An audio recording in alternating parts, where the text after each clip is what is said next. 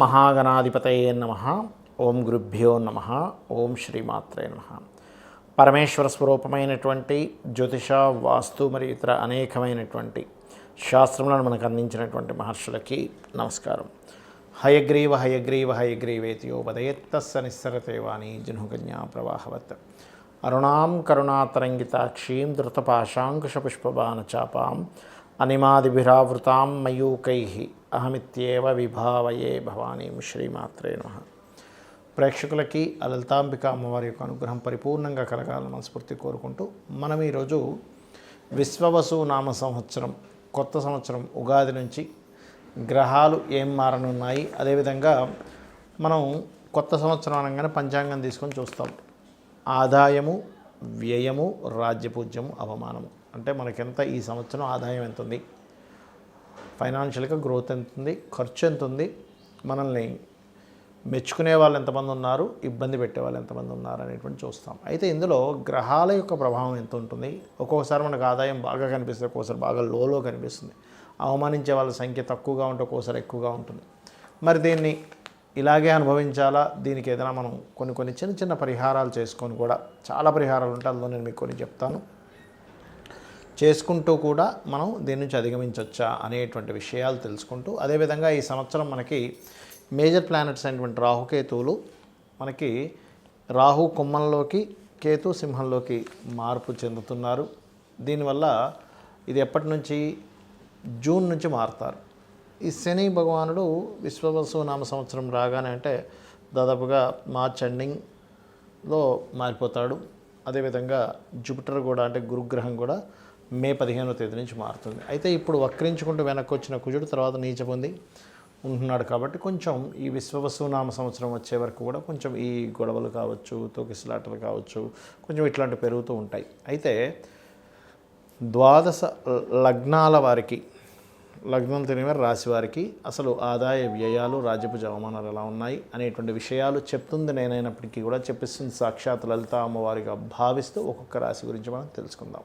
వృషభ లగ్నము, వృషభ రాశి, వృషభం వారికి కనుక చూసుకున్నట్లయితే మీకు ఈ యొక్క ఆదాయ వ్యయాలు, రాజ్యపూజ్యం, అవమానం కనుక చూసుకున్నట్లయితే మనకు పంచాంగాల్లో మనం మొట్టమొదటిగా చూసేది అదే చూస్తాం. కాబట్టి ఆదాయం 11 ఉంది, వ్యయం 5. కాబట్టి ఆదాయం ఎక్కువగా ఉంది, కాబట్టి నో నీడ్ టు వరీ. అదేవిధంగా మీకు సహజంగా కూడా మీకు ప్లానటరీ పొజిషన్స్లో ఈ గురువు మే 15 తర్వాత వృషభం నుంచి 2లోకి వెళ్తున్నాడు.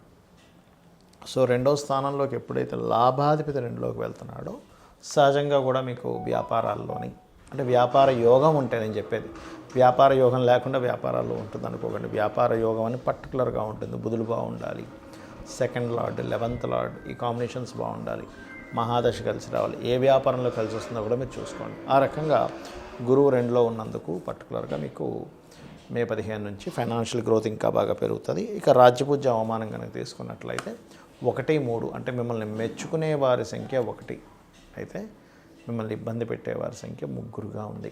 మరి మెచ్చుకునే వాళ్ళ సంఖ్య పెంచుకోవాలి, రాజ్యపూజ్యం ఎవరికైనా కూడా రెస్పెక్ట్ కావాలనుకుంటారు. కాబట్టి మీరు ఏం చేయాలంటే దుర్గాదేవి యొక్క ఆరాధన, శని రాహు గ్రహాల దగ్గర దీపారాధన, గోవుకి బెల్లం తినిపించడం, ఇవి చేస్తూ ఉండండి. అయితే అవమానించే ప్లేస్లో సహజంగానే ఇక్కడ మీకు కుజుడు ఇక్కడ ఉండి నెక్స్ట్ మళ్ళీ నీచ పొందుతాడు విశ్వవసు నామ సంవత్సరంలో. సో దానివల్ల ఏంటంటే మీకు పర్టికులర్గా 3వ స్థానంలో కుజుడు నీచ పొంది ఉన్నాడు. కాబట్టి ఎక్కడా కూడా అనవసరమైన గాసిప్స్, గొడవలు, వీటి జోలికి వెళ్ళకండి దయచేసి. అలాగే కందులు దానంగా ఇవ్వడం, గోవు క్యారెట్స్ తినిపిస్తూ ఉన్నట్లయితే అవమానించే వాళ్ళ సంఖ్య కూడా మీకు ఖచ్చితంగా తగ్గుతుంది. ఇక మిగతా అంశాలు కనుక చూసుకున్నట్లయితే ఈ సంవత్సరం కాస్త ఎక్స్పెక్ట్ చేసినట్టుగానే కాస్త లాభాలు అది బాగానే వస్తాయి. దాని గురించి ఏం టెన్షన్ పడాల్సిన అవసరం లేదు. కాకపోతే మీరు ఏదైనా ప్రాపర్టీ తీసుకోవాలి అని అనుకుంటే కనుక కేతువు మారక ముందే, అంటే జూన్కి ముందే తీసుకోండి. జూన్ దాటితే మళ్ళీ కేతు 4లోకి రావడము, మీరు ఏదైనా ప్రారంభించినట్లయితే ఆ యొక్క ప్రారంభించినటువంటి పనులు ముందుకు కదలకపోవడం, ఇట్లాంటివి జరుగుతూ ఉంటాయి.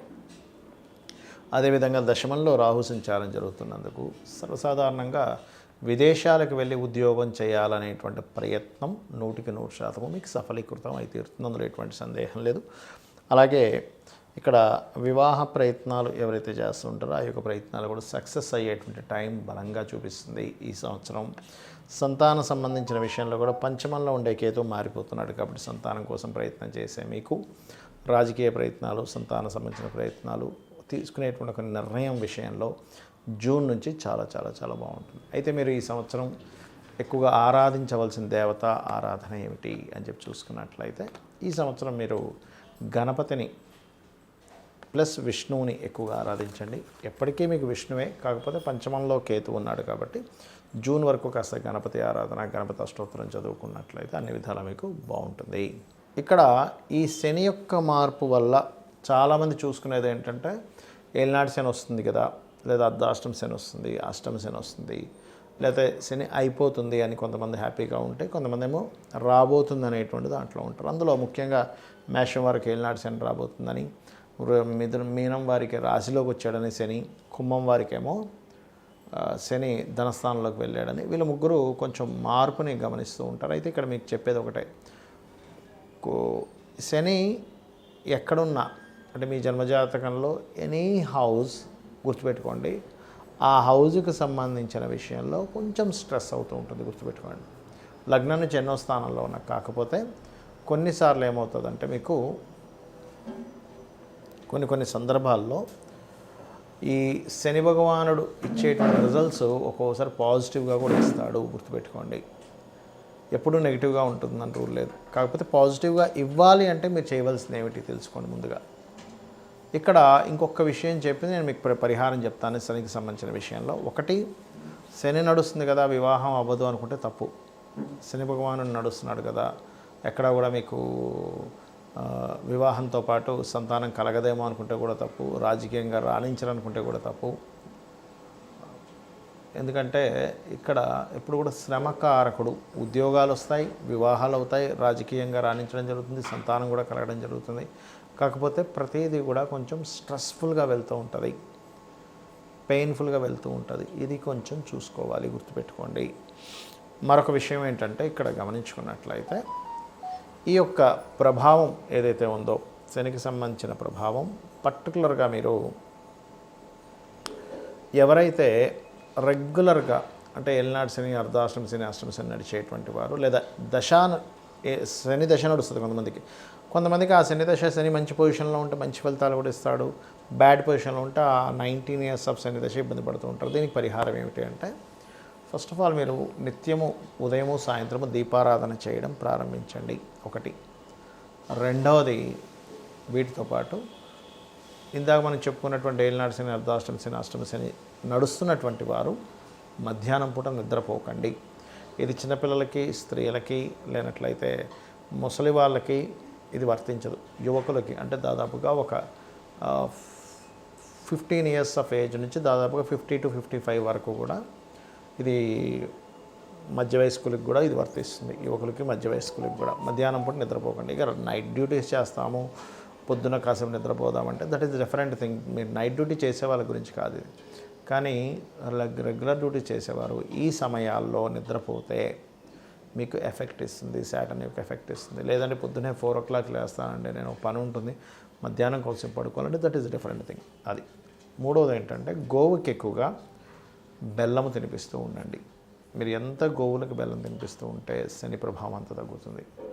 మరొకటి, దగ్గరలో శివాలయం ఏదైనా ఉన్నట్లయితే నూనెని చక్కగా దీపారాధనకు వాడేటువంటి నూనెని తీసుకొని వెళ్ళి శివుడికి అక్కడ దీపారాధనకి వాడుకోమని ఇవ్వండి. ఇది మెయిన్గా గుర్తుపెట్టుకోండి. దీంతోపాటు మరి కొంతమందికి కాలసర్ప దోషం ఉంది కదండి నాకు అంటూ ఉంటారు. కానీ ఈ మధ్య నేను చూస్తున్నాను కదా చాలామందికి వాళ్ళు కాలసర్ప దోషం ఉందని నాకు చూపిస్తారు, తిరగాల్సిన రోజు కాలసర్ప దోషం ఉండదు. ఒకటే గుర్తుపెట్టుకోండి, కాలసర్ప దోషము ఎవరికి చూడమని చెప్పారంటే జన్మజాతకానికి చూడమని చెప్పలే అసలు. మీకు ఒకవేళ అంతగా కాలసర్ప దోషం వల్ల ఇబ్బంది పడుతున్నాను అని అనుకుంటే కాళహస్తికి వెళ్ళిరండి, ఈశ్వరానుగ్రహంతో ఆ దోషం తగ్గిపోతుంది. ఒకటి, ప్రపంచ దేశాలకి ఏం జరుగుతాయి, అసలు దేశంలో కరువు వస్తుందా, సునామీ వస్తుందా, ఒక జబ్బు వస్తుందా, యుద్ధం వస్తుందని చెప్పడానికి కాలసర్ప దోషం వాడమని చెప్పారు. అయితే ఇక్కడ మీకు మీరుగా చూసుకోవడానికి కాలసర్ప దోషం ఎప్పుడు కూడా, ఇప్పుడు ఉదాహరణకి రాహువు కేతు ఇలా సమసప్తకాల్లో ఉంటారు కదా, ఈ సమసప్తకాల్లో రాహుకేతువులు ఉన్నప్పుడు అంటే ఎక్కడున్నా కూడా మేషం నుంచి మీనం వరకు రాహు ఎక్కడున్నా కేతు ఎక్కడున్నా కూడా ఇలాగే 1/7 యాక్సెస్లోనే ఉంటారు వీళ్ళు. అంటే ఇక్కడ కానీ ఇలా కానీ లేకపోతే ఇలా అంటే దాదాపుగా ఇలా కానీ మొత్తం మీద ఆ రకంగా ఉన్నప్పుడు ఈ రాహుకేతువులకి మొత్తం ఒకవైపు గ్రహాలన్నీ అంటే రాహు నుంచి కేతు వరకు మొదలు పెట్టుకుంటే ఇలాగ అన్ని గ్రహాలు వచ్చేసాయి, లేకపోతే ఒక దగ్గర అన్నీ కూడి ఉండిపోయాయి. ఒకవైపు ఏ గ్రహం కూడా లేదు, దాన్ని కాలసర్పదోషము అంటారు. సింగిల్ గ్రహం బయట ఉన్నా అది క్యాన్సిల్ అవుతుంది, గుర్తుపెట్టుకోండి. ఇది దోషం. అంతేగాని చాలామంది ఏం చేస్తున్నారు, ఏమంటే నాకు ఉందంట అని చెప్పారని చూస్తే ఓ 2 గ్రహాలు ఒక గ్రహం బయట ఉంటుంది, మిగతా గ్రహాలు అక్కడ ఉంటాయి. అది కాదు. సో ఫస్ట్ అది తెలుసుకోండి. అలాగే ఒకవేళ ఉన్నా కూడా కొంపలు మునిగిపోయేది ఏం లేదు. పెద్ద పెద్ద వారికి 140 మంది ప్రెసిడెంట్లకు ఉంది కాలసర్పదోషం. మరి వాళ్ళందరూ దేశాలను నేలట్లేదా? మెగాస్టార్ చిరంజీవి గారికి కూడా కాలసర్పదోషం. అంత మాత్రం చేత ఆయన ఏమి ఎందుకు పనికి రాకుండా ఏం పోలేదు కదా, గొప్ప వ్యక్తి అయ్యాడు. కాబట్టి వాటిని మీరు పట్టించుకోకండి దయచేసి. దశేం నడుస్తుంది, మీరు ఏ ప్రయత్నం చేస్తున్నారు, దానికి సంబంధించిన స్పెసిఫిక్గా అదేంటి, అదేం ప్రయత్నం చేస్తున్నారు, ఏ బిజినెస్లోకి వెళ్తున్నారు, మీరు చేసే ప్రయత్నానికి ప్లాంటరీ పొజిషన్స్ గోచారం కానీ మహాదశ లేదా అంతర్దశలు కానీ ఎంతవరకు సపోర్ట్ చేస్తున్నాయి, సపోర్ట్ చేయట్లేదు, మీకు అది యోగం ఉందా లేదా. యోగం ఉన్నప్పుడు ట్రై చేయడం వేరు, యోగం లేనప్పుడు ట్రై చేయడం వేరు. అంటే ఉదాహరణకి తిరుపతికి వెళ్తున్నాం, అసలు ఆ రూట్లో తిరుపతి ఉంటే కదా మీరు వెళ్ళి ప్రయాణం చేసినా సరే మీరు ఆ తిరుపతికి వెళ్ళేది. అసలు ఆ రూట్లో తిరుపతే లేదు, ఎంత దూరం అని ప్రయాణిస్తారు, దాన్నే యోగం అంటారు. ఆ రూట్లో తిరుపతి ఉంటే కాదండి ఇంకొంచెం దూరం వెళ్తే రీచ్ అవుతామని చెప్పుకోవచ్చు. అసలు లేదు, పరిస్థితి ఏంటి? కాబట్టి ఏంటంటే ఇక్కడ నేను చెప్పేది ఒకటే, మీరు నిత్యము లలిత అమ్మవారి యొక్క స్తోత్ర పఠనం చేయండి. ఖచ్చితంగా మీకు అన్ని విధాలా బాగుంటుంది. ఆ లలితాంబిక అమ్మవారి యొక్క అనుగ్రహం మీకు పరిపూర్ణంగా కలగాలని, ఈ విశ్వవసు నామ సంవత్సరం మీకు అన్ని విధాలా బాగుండాలని కోరుకుంటూ శ్రీమాత్రే నమః.